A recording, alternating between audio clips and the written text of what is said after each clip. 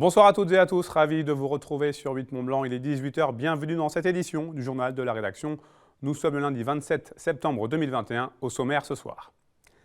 La musique et le public étaient de retour ce week-end au Brise-Glace. La salle annécienne de musiques actuelles a enfin pu de nouveau proposer à ses spectateurs un concert debout avec une jauge de 75%.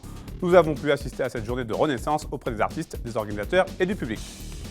Et puis en football, le FC Annecy continue son petit bonhomme de chemin en national. Les joueurs de Laurent Guyot sont allés chercher un précieux succès en terre bretonne à Saint-Brieuc. Grâce à un but inscrit à la 88e minute de jeu, les Rouges restent ainsi au contact des leaders. Je vous disais en titre, c'était jour de fête ce vendredi au Brise-Glace. La salle annécienne de musiques actuelles accueillait un concert debout pour la première fois depuis plus de 18 mois. Qu'ils soient artistes, organisateurs ou même spectateurs, tous ont eu l'impression de retrouver un certain goût de la liberté. Nous avons pu participer à ce jour de renaissance. Voyez ce reportage réalisé avec Manon Boulben. 15h ce vendredi, c'est l'heure de la balance pour Simon Henner de French 79 sur la scène de la grande salle du Brise-Glace à Annecy. Une étape d'ordinaire presque anodine, mais qui est aujourd'hui ô combien symbolique. On va voir, hein. Je pense que tout le monde va être quand même surexcité parce que... Mais je pense qu'on a encore un peu de mal à se rendre compte qu'on va avoir le droit d'être tous les uns à côté des autres à revivre un peu des moments d'il y a 2-3 ans. Donc je pense que tout le monde va être content et moi le premier en tout cas. Toujours un peu d'appréhension, un petit peu de trac, toujours ça. De plus en plus, même plus je fais de concerts, plus j'ai le trac. Mais surtout de l'excitation, surtout de l'excitation. Et pour bien se rendre compte de ce qui s'est passé ce vendredi 24 septembre, il faut savoir que le Brise-Glace accueille ce jour-là en son sein un concert debout pour la première fois depuis 18 mois. La fin d'une trop longue attente pour la scène annécienne de musiques actuelles. Me concernant, ça a été beaucoup de construction, déconstruction, reconstruction.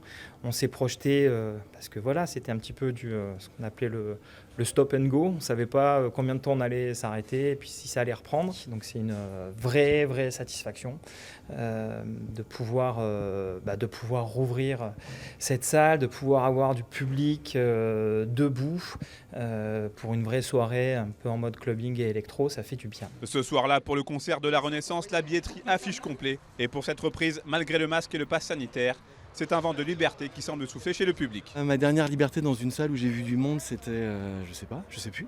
On a perdu tout repère, quoi. C'est un truc de dingue. Donc là, ce soir, pour moi, c'est la première heure de Jésus-Christ qui démarre. Hein. Voilà, il y avait avant et maintenant il y a après. Je reprends la liberté. Ça fait longtemps qu'on n'est pas allé dans une salle de concert. C'est vrai que ça fait du bien de retrouver du monde. Et puis l'ambiance des concerts, c'est vrai que ça nous manque un peu. C'est la liberté, effectivement, ça fait du bien. Ça fait du bien de retrouver du monde, d'entendre du son en direct et de ressentir, j'espère, l'ambiance. 21h, la fête peut enfin commencer. Après des débuts un peu timides, Roman Santarelli finit par enflammer le public pour la première partie. Depuis juin, j'avais pas joué en salle et c'est vrai que c'est toujours une autre ambiance, quoi. Même en termes de lumière, du coup, il y a quand même tout un show qui est pensé un peu visuel. Et cet été, c'est joué pas mal de jours, donc voilà, c'est toujours une autre ambiance de jouer en intérieur et là, c'était kiff, c'est gros kiff. Il faut être efficace et là, les gens ont plutôt bien kiffé, donc je suis contente. 30 minutes plus tard, on retrouve Simon Henner de French 79 pour une conclusion de la plus belle des manières de cette journée pas comme les autres, au Brise-Glace.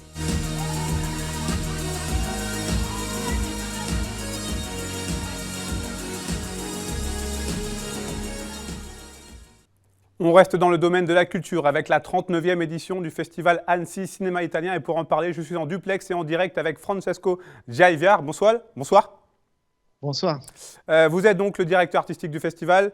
Est-ce que tout est prêt pour la cérémonie d'ouverture qui est prévue ce lundi soir à Bonlieu avec la projection notamment du film Aria Ferma de Leonardo Di Costanzo? Oui, c'est tout prêt. On a déjà les premiers invités qui sont arrivés. Le public a déjà profité des premiers films en compétition. Donc oui, on est prêt pour revenir à une formule traditionnelle historique. C'est celle du festival en présentiel avec le public, les invités, les séances, le public scolaire. Donc, on revient, même nous, un peu comme la musique, dans la forme dans laquelle on aime tout. Comment est-ce qu'on peut qualifier cette 39e édition, Francesco? Il y a beaucoup de jeunesse dans les films qu'on montre. Il y a beaucoup d'histoires des jeunes qui ne sont pas forcément seulement italiennes. Parce que c'est vrai que c'est des réalisateurs italiens, mais ils ont tourné un peu des films dans tout le monde. Et c'est vraiment un peu se questionner sur notre futur dans un moment si compliqué et pas facile, sans doute. Annecy Cinéma Italien va durer jusqu'au dimanche 3 octobre prochain. Quels sont les gros temps forts là, à ne pas louper pendant cette semaine? Bon, le film d'ouverture, c'est vraiment un grand film, le dernier film de Leonardo Di Costanzo, avec deux interprètes qui sont deux icônes du cinéma italien, Silvio Orlando et Tony Servillo. Mercredi soir, notre soirée événement avec le prix Sergio Leone de cette année, c'est Jonas Carpignano. C'est un jeune grand réalisateur qui est passé 2 fois à Cannes, qui est connu un peu tout par le monde, produit par Martin Scorsese. Et puis samedi, clôture, le dernier chef-d'œuvre de Marco Bellocchio, Max peut attendre, qui c'est un grand film, et puis bien évidemment la remise des prix pour des films en compétition. Cette année, vous avez choisi de projeter les films dans, je crois, 7 lieux différents. Pourquoi ce choix d'ouverture? On a toujours eu un lien très fort avec les salles partenaires, pas bien évidemment seulement les salles de banlieue nationale. Et dans un moment même si difficile pour les exploitants et pour les salles, c'était bien de partager un moment important de festival avec tous les autres salles partenaires pour vraiment donner envie aux gens de revenir dans les cinémas parce que c'est le lieu dans lequel il faut voir un film. Parmi les nouveautés cette année, à noter un nouveau prix décerné, celui du meilleur réalisateur. Oui, et surtout le prix de la meilleure interprétation. Il y a des interprétations qui sont vraiment impressionnantes dans le film de la compétition. Et un peu dans le signe de la contemporanéité, on a décidé de l'appeler prix de l'interprétation. Donc, il n'y a pas une distinction de genre. On qualifie le jeu d'acteur ou de l'actrice ou n'importe ce qu'est le genre. Une dernière question pour vous, Francesco. Vous, spécialiste du 7e art transalpin, quel est l'impact de la crise sur le cinéma de votre pays, le cinéma italien? Oui, c'est fort, mais vous parlez d'impact transalpin et ça me donne la possibilité de parler d'un projet de banlieue nationale avec le Musée national du cinéma de Turin et le Torino Film Lab. C'est un atelier de développement et production pour les jeunes réalisateurs-producteurs qu'on vient de faire ici à Annecy et soutenu par l'Europe. Donc, bon, c'est une forme de réponse, de notre réponse à cette crise pour la nouvelle génération de réalisateurs et des producteurs français et italiens qui ont une chance de travailler ensemble. Merci beaucoup, Francesco Giaiva. Je vous rappelle que vous êtes le directeur artistique du festival cérémonie d'ouverture ce lundi. Merci beaucoup. Je vous en prie, grazie. Fondée en 1966 à Paris, l'association SOS Médecins reçoit 6 millions d'appels par an. Mais depuis ce matin, les locaux sont vides puisque les médecins sont en grève. Ils ont décidé d'alerter sur la disparition progressive des visites à domicile.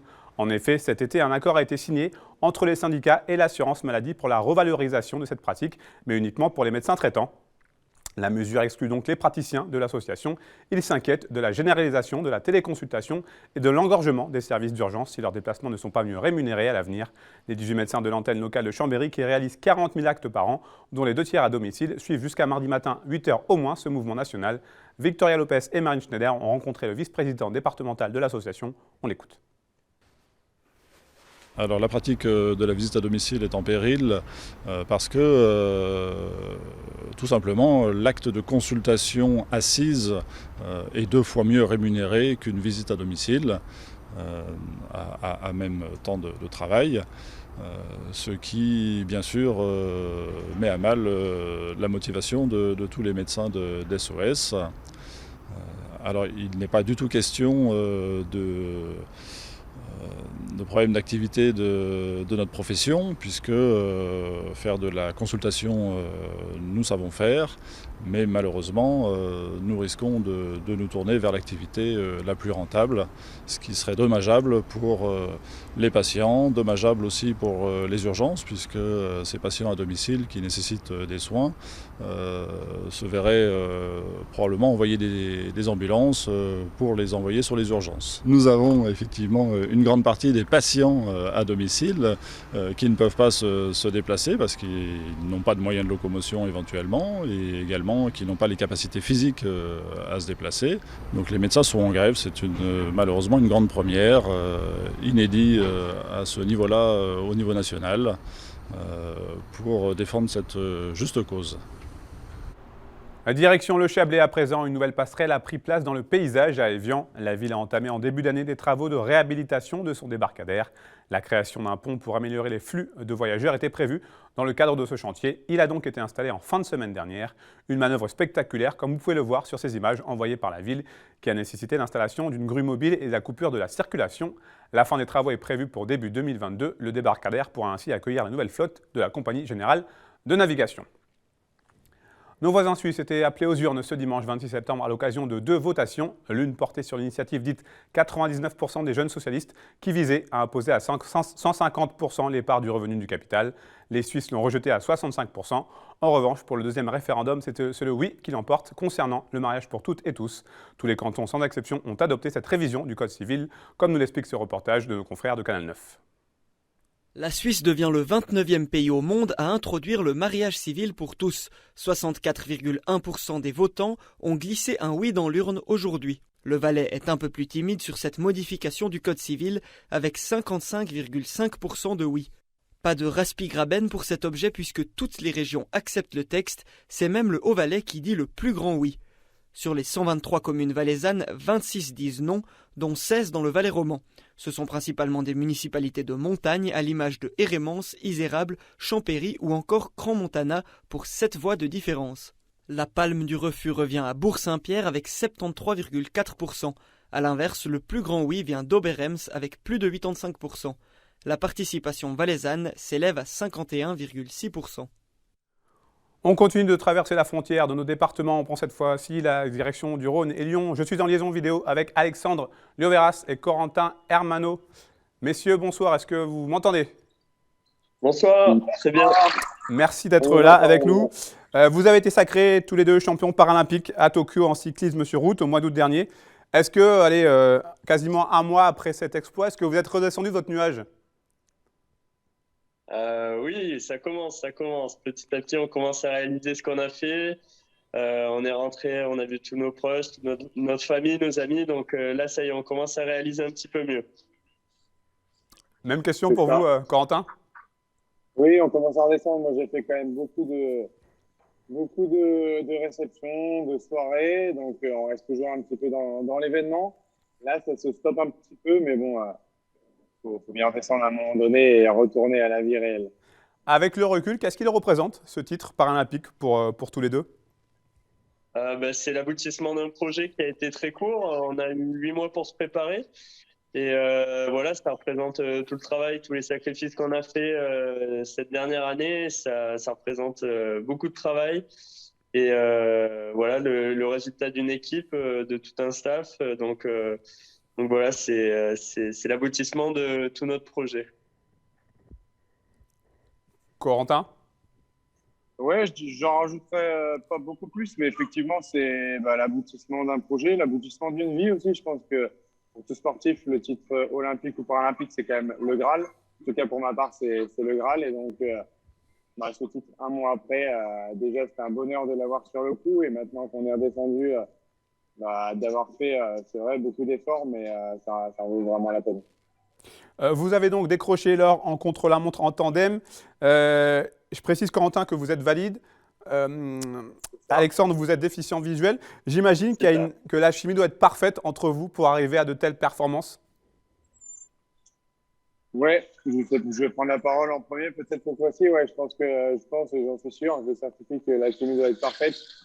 Il y a un côté symétrique, similaire qu'il faut mettre en place, qui n'a pas été toujours facile tout au long de l'année, vu qu'on a commencé, moi c'était la première fois clairement que j'en faisais, donc qui n'a pas toujours été facile. Et maintenant, voilà, on n'est pas toujours au point sur tout ce qu'il faut faire, mais on a été chercher le titre comme il fallait, et puis on a bien fait les choses. Alexandre, vous confirmez, j'imagine, les propos de Corentin? Ouais, c'est ça, tout n'était pas parfait, mais ça suffit pour aller chercher le titre sur le contre-la-montre. Et au final, c'est ce qui compte. Vous avez 21 ans, Alexandre, Corentin 25. Est-ce que ça signifie que vous ferez encore équipe en 2024 pour défendre votre titre à Paris? Ou est-ce que c'est encore trop tôt? C'est encore un peu tôt. Moi, du coup, normalement, je vais repartir pour Paris 2024 en valide. Voilà, on m'a appelé l'année dernière, on avait un deal et le projet qui était sur 8 mois, où on était tous les deux au courant. C'est vrai que je me suis posé la question, est-ce qu'on va continuer jusqu'à Paris 2024 ? Mais pour l'instant, je vais rester sur mon choix de base où j'ai fait les Jeux paralympiques de Tokyo et je vais faire les Jeux olympiques sur Paris. Alexandre, il vous faudra donc trouver un nouvel équipier de choc et de luxe. C'est ça va être un nouveau projet. Au final, c'est pas plus mal. C'est un projet qui va repartir de zéro. Au final, je ne supporte plus, c'est pas plus mal. Non, mais voilà, on a eu un titre paralympique, c'est la récompense suprême.